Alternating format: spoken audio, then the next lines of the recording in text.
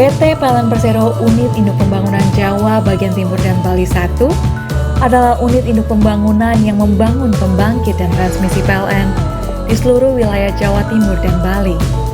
Green, lean, inovatif, customer focus adalah budaya kami. Membangun secara tim adalah tekad kami. Continuous learning adalah semangat kami. Berbagi pengetahuan adalah legasi kami. Untuk itu kami hadir dalam Bisa JBTB 1. Bicara santai JBTB 1. Karena sharing is caring. Hai Sobat JBTB 1, kembali lagi di acara Bisa Bicara Santai JBTB 1. Dan hari ini di studio kita menghadirkan Ibu Dia Wilutami yang biasa dipanggil dengan Mbak Wilut. Halo Kak Fe. Yang fresh banget hari ini. Makasih loh. Cakep banget loh hari ini, beneran. Iya, kita matching kan. Ya matching sama-sama pink. Nah hari ini teman-teman kita akan membahas tentang sertifikasi tanah. Tentunya sebelum membahas alur, kita perkenalan sedikit sama Mbak Wilut supaya karena katanya tak kenal maka tak sayang. Oke Mbak, mungkin bisa diceritain profil singkat yang Mbak ke teman-teman JBTB 1. Oke, makasih Fe. Halo teman-teman, nama saya Dia Wilutami. Saya masuk PLN tahun 2008, kemudian OJT setahun, diangkat tahun 2009. Selama OJT dari tahun 2008 sampai tahun 2012 saya di Pikitring JBN, tapi di unit pelaksananya di Jawa Tengah di bidang pertanahan. Kemudian mulai 2012 sampai 2013 akhir saya dipindah ke UPP Malang. Nah itu di situ saya dipindah bagian jadi pengawas teknik sipil. Kemudian 2013 sampai 2015 pindah lagi ke rencana pengadaan. Dari 2015 sampai 2019 ya, saya lupa, 2018 kayaknya itu pindah lagi ke bagian perencanaan sipil. Kemudian 2019 sampai 2020 itu saya pindah lagi ke UPP di bidang pertanahan lagi. Baru mulai pertengahan tahun 2020 sampai sekarang dipercaya menjadi asisten manajer pertanahan. Gitu ceritanya singkat, nggak singkat ya, panjang ya. Ya jadi teman-teman Mbak Wilut ini salah satu pakar di JBTB 1 mengenai pertanahan dan sertifikasi. Mbak, sebelum kita maju ke alur proses sertifikasi tanah, mungkin bisa dijelaskan secara singkat juga, bisa disebutin aturan-aturan mana sih yang berlaku, baik itu aturan pemerintah maupun aturan dalam PLN sendiri. Oke, tapi kalau aturan di PLN kita ikut aturan pemerintah ya. Jadi yang pertama ikut peraturan pemerintah nomor 24 tahun 97 itu yang pertama kali. Kemudian ada setelah itu peraturan di tahun 2013 itu nomor 2 tahun 2013 yang dimana setelah itu ada perubahan lagi di tahun 2017 menjadi peraturan Kepala BPN nomor 18 tahun 2017. Nah setelah itu ada aturan yang baru lagi sebenarnya yang baru terbit tahun 2021, tapi ini tentang e-sertifikat. Nah ini sementara ini sepertinya di masing-masing kata belum diaplikasikan Mbak Fe, jadi masih proses untuk implementasi ke seluruh kata gitu. Nah proses sertifikasi ini sebenarnya ada dua macam. Yang istilahnya sistematis, kemudian yang kedua sporadis. Sistematis itu seperti contohnya ini, yang program BPN, PTSL, jadi pendaftaran tanah sistematis lengkap. Itu memang program pemerintah dan BPN di mana mereka mensertifikatkan tanah-tanah warga yang belum bersertifikat. Jadi ada targetnya tiap tahun nih berapa ratus gitu, misalnya kabupaten Sumeneb berapa ratus, kabupaten ini berapa ratus gitu ya. Ada satu lagi yang namanya sporadik.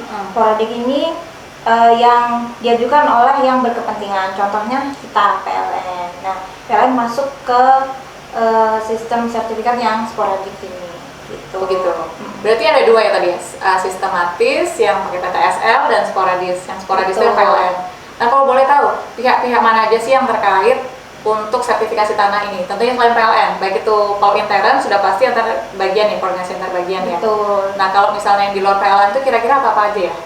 Kalau di luar PLN sebenarnya sebelum tahun 2020 ini kita minta bantuan jasa notaris. Jadi kami berkontrak dengan notaris untuk minta penyelesaian sertifikasi gitu. Jadi tapi setelah tahun 2020 akhir ya, ini ada perintah dari pusat bahwa sertifikasi harus dilaksanakan secara mandiri oleh PLN. Pihak-pihaknya yang terkait ya antara lain notaris, kemudian BPN itu sendiri masing-masing kantah, kemudian ada warga pemilik tanah sebelum kita beli, kemudian warga di sekitar tanah yang kita mau beli, kemudian ada lagi perangkat desa dan kepala desa serta muspika yang nantinya membantu proses penyelesaian berkas-berkas untuk persyaratan sertifikasi. Wah, banyak ya berarti ya? Iya, banyak sekali. Kalau gitu mungkin bisa dijelasin alurnya secara singkat, boleh lebih mendetail sih, supaya teman-teman juga tahu proses-prosesnya ini sebenarnya seperti apa. Ini saya jelaskan secara singkat aja ya alur prosesnya, karena sebenarnya proses bisnis ini miliknya BPN gitu, jadi bukan milik PLN. Kami hanya mengikuti masing-masing proses yang diberlakukan di masing-masing kantah. Jadi yang pertama itu ada pengukuran dan pemetaan. Jadi di sini tanah yang dimohon, jadi yang sudah kita bebaskan itu kita mohonkan, kita daftar untuk diukur luasannya. Setelah proses ini targetnya adalah terbit peta bidang, di mana peta bidang ini nantinya diajukan untuk proses selanjutnya, yaitu proses pendaftaran hak. Setelah proses pendaftaran hak ini targetnya jadi di mana di sini ya kepala kantah dibantu oleh panitia adjudikasi yang istilahnya biasa disebut panitia A, di mana dia membantu meneliti tanah-tanah objek yang akan dilakukan sertifikasi. Panitia ini sebenarnya jadi anggotanya nggak cuma BPN, Mbak Fe, jadi ada masing-masing bidang di BPN tersebut yang terkait, misalnya dari kasih pendaftaran hak dan penetapan, kemudian ada dari kasih pengadaan tanah, itu misalnya. Terus kemudian yang wajib termasuk dalam panitia adalah kepala desa dan perangkat desa masing-masing itu. Nah, setelah di proses pendaftaran hak tadi, targetnya adalah terbit SKH. SKH ini nantinya untuk sebagai syarat di proses selanjutnya yaitu penerbitan sertifikat. SKH tadi itu apa ya singkatannya? Surat keputusan Kepala Kantor Pertanahan. Jadi ini sebagai syarat untuk terbitnya terbitnya sertifikat. Jadi selain ada SKH ada surat ukur juga. Tapi untuk melalui proses ini butuh perjuangan yang sangat besar. Jadi contohnya untuk satu proses aja ya, nih. Jadi masing-masing proses ini ada belangkonya masing-masing. Jadi dari BPN masing-masing itu mensyaratkan untuk mengisi belangko, di mana daftarnya itu ada persyaratan yang dari nomor 1 sampai Z. Kok 1 sampai Z sih? 1 sampai sekian gitu ya. Nah, belangkonya ini juga berbeda-beda masing-masing kabupaten, jadi nggak ada yang sama. Misalnya A bilang pengukuran ini adalah konversi, kemudian B bilang ini adalah pendaftaran gitu. Jadi kita sebagai PLN mengikuti masing-masing prosedur yang dipersyaratkan masing-masing kantah. Kalau Bapak kami mau pengukuran nih, oke, tanah yang dimohon apa? Hak guna bangunan. Belangko mana aja yang harus kita beli gitu ya, kan belangko beli ya. Oh ini. Nah itu nggak bisa disamakan masing-masing kabupaten, jadi harus kita koordinasi dulu ke masing-masing kantah butuhnya apa aja gitu. Untuk yang proses paling ribet, yang menurut saya bukan ribet sih, tapi banyak syaratnya, itu adalah pengukuran ini tadi, karena syaratnya banyak. Jadi di belangkonya itu sudah ada surat-suratnya, itu kita harus isi. Pemohonnya siapa, dalam hal ini kita pemohonnya Pak GM, Pak Jarod, kemudian diisi. Nah persyaratannya itu ada KTP Pak GM, KK Pak GM, aktanya PLN ya, akta pendirian perusahaan, kemudian ada anggaran dasar, ada NPWP, banyak banget. Terus kemudian ada TDP atau tanda daftar perusahaan, terus minta anggaran dasar tadi neraca ya. Kemudian selain ini juga ada syarat lain yang berkaitan dengan tanah tersebut. Itu syaratnya, jadi kalau kita sertifikat harus ada pelepasan hak. Jadi kalau PLN pelepasan hak, kalau warga biasa istilahnya akta jual beli, yang membuktikan bahwa tanah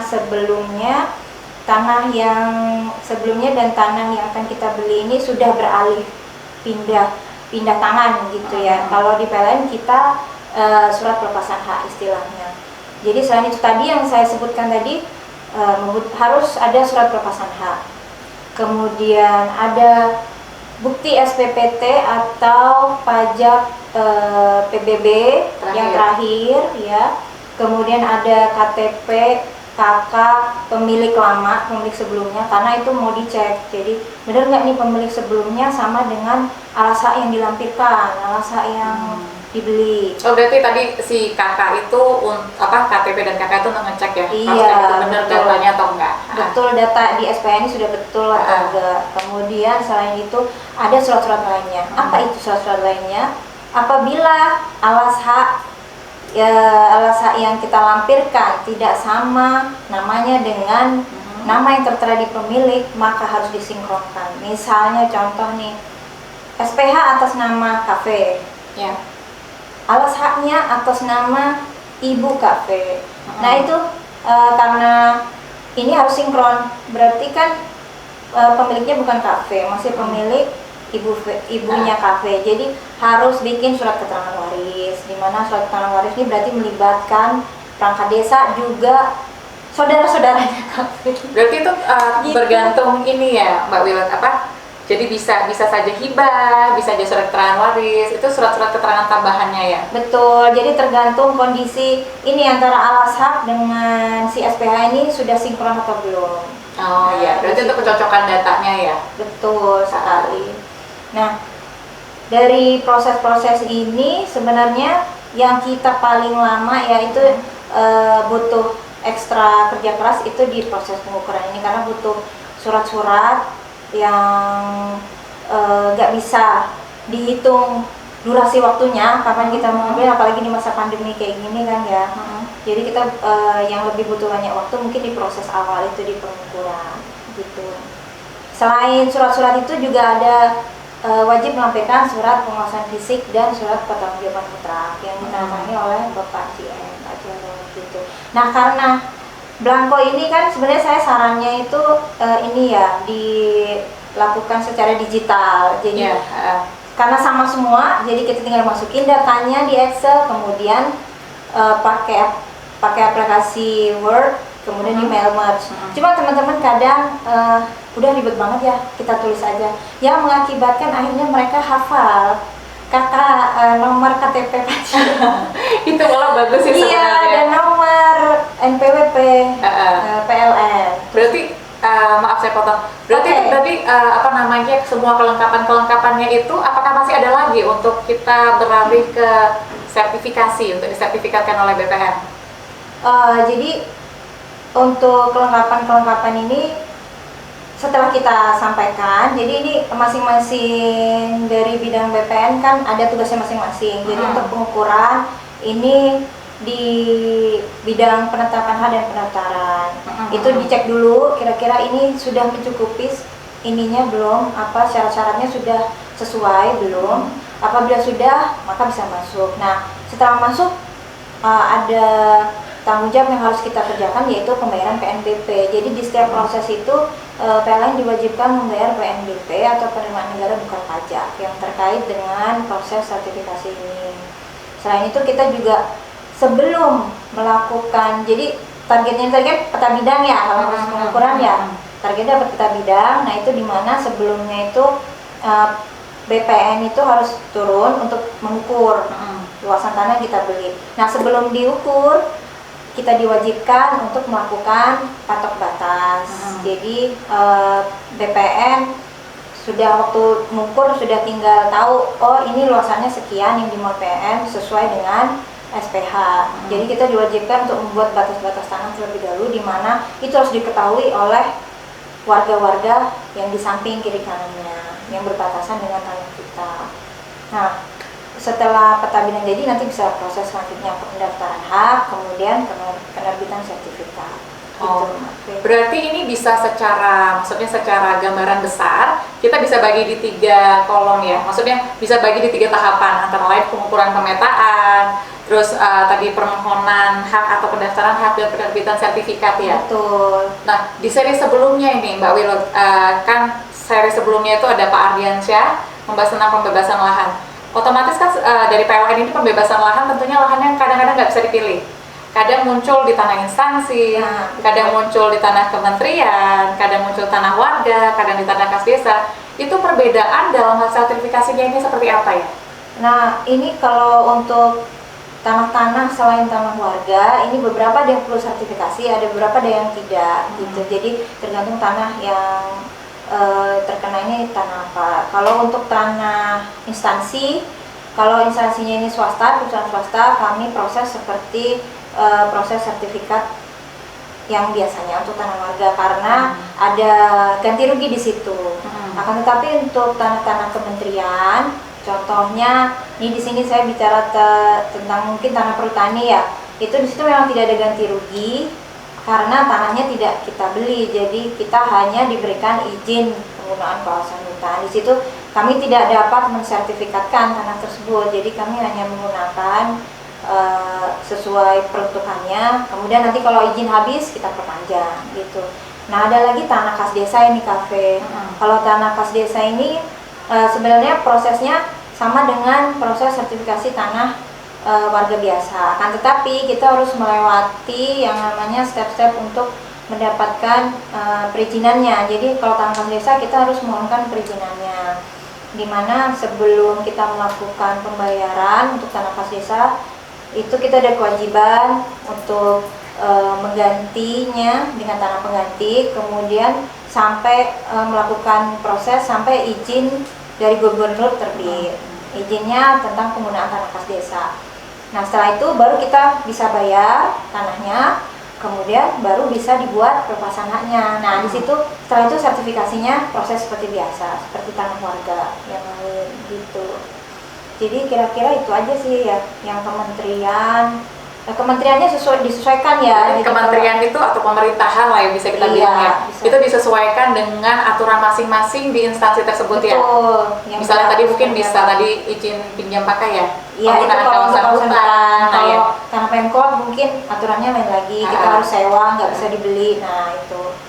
Tapi tadi kalau misalnya ini tentang warga ya, tadi kan kita tidak memakai jasa notaris, berarti ini pure dari PLN yang mengurus secara mandiri berdasarkan surat E50 tadi ya, Iya, betul. dan juga Sapa BPN. Nah, fungsi PLN di sini berarti menyediakan berkas-berkas yang banyak tadi yang Mbak ceritakan tadi dan mendampingi BPN ya. Ya, betul. Jadi selama ini kan memang sebelum tahun 2020 kita minta bantuan notaris. Jadi kita berkontrak dengan notaris untuk melakukan proses sertifikasi. Di mana di situ kita hanya supervisi aja. Jadi Bapak butuhnya apa, Pak Notaris? Bapak butuhnya apa? Oh, ini. Oke, kita lengkapi. Sementara yang koordinasi ke sana kan Pak Notarisnya ya. Nah, itu akhirnya karena ini cara mandiri, kita harus belajar. Akhirnya kita mau nggak mau belajar proses bisnisnya, mau nggak mau kita melaksanakan sendiri proses sertifikasi ini, jadi tahu. Nah, ada untungnya juga sih sebenarnya ya, kalau harus secara mandiri gitu. Nah, ini setelah proses sertifikasi dilakukan secara mandiri, jadi semua kontrak-kontrak notaris kita hentikan. Jadi akhirnya sampainya di mana prosesnya kita yang melaksanakan gitu. Ini sebenarnya bagus juga sih, kan kita kan ada budaya PLN yang terbaru ya, yang green, lean, inovatif, dan customer focus. Mungkin dengan hal ini juga kita malah lebih bisa ke customer focus, lebih tahu tahapannya secara langsung. Betul. Nah, ini Mbak, saya pengen nanya nih tentang kendala-kendala di lapangan. Oh, kendala-kendala. Iya. Kalau may I say it in English? Yes, you can say it in English. You can say it in English. Okay. Kendalanya adalah wake. Kalau may I say it in Russia is rawat. Enggak sih. Sejauh ini kendala ini kan kendala yang kita hadapi ya, yang sudah pernah kita hadapi.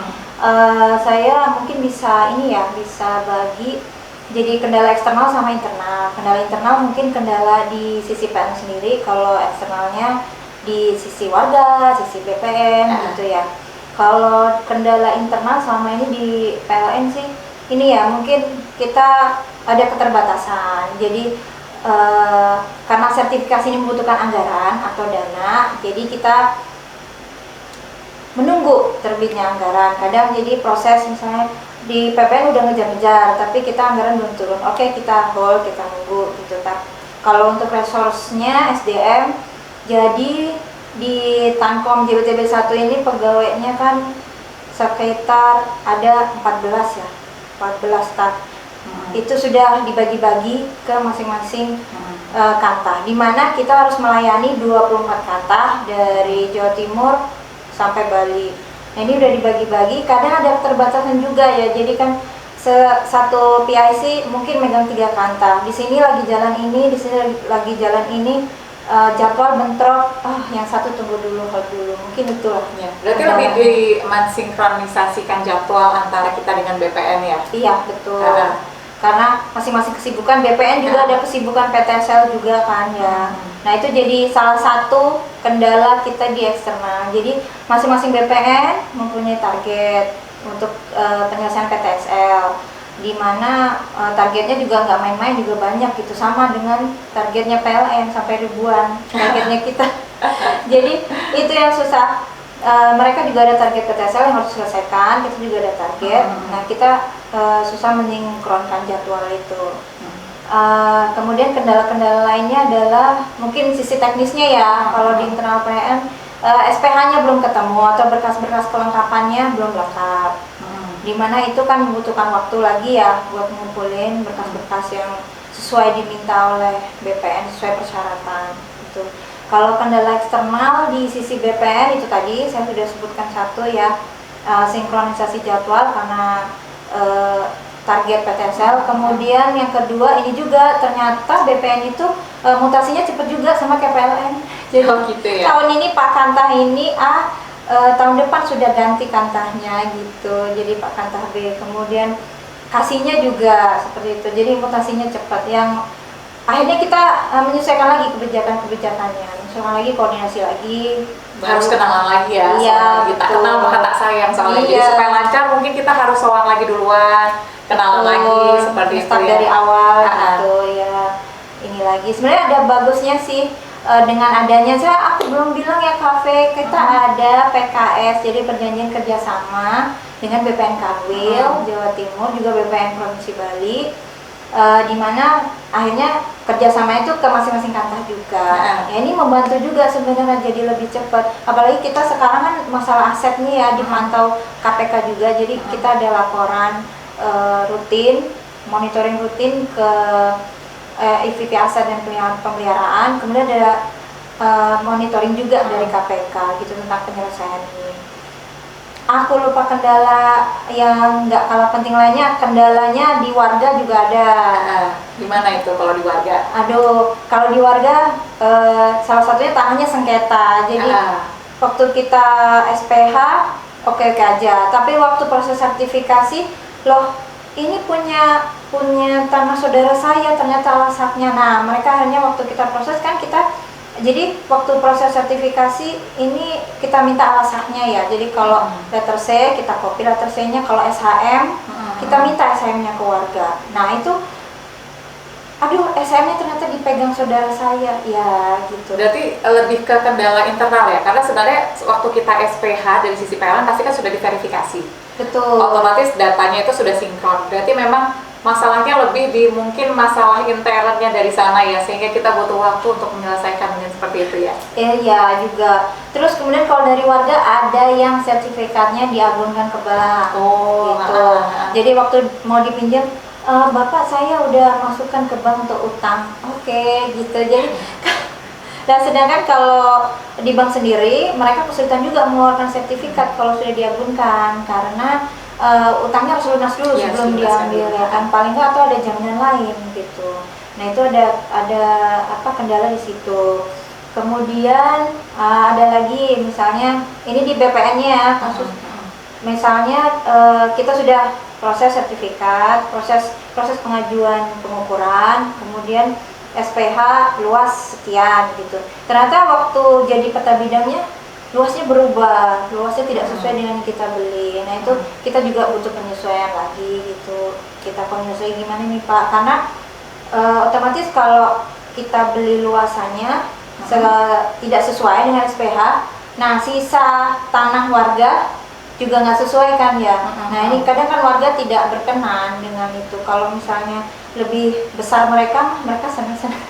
Tentunya memang harus sesuai sih kalau tentang itu ya. Betul, iya harus sesuai dengan pelepasannya, karena sesuai dengan nilai ganti rugi yang udah kita beli kan ya. Kemudian kalau di sisi desa apa ya? Oh iya, mereka kendalanya ini sih, karena mereka juga ada target PTSL sesuai dengan target dari BPN ya, mereka dikejar-kejar juga PTSL. Kadang nggak sinkron juga jadwalnya. Pak, saya minta tolong ditemani untuk patok batas desa ini.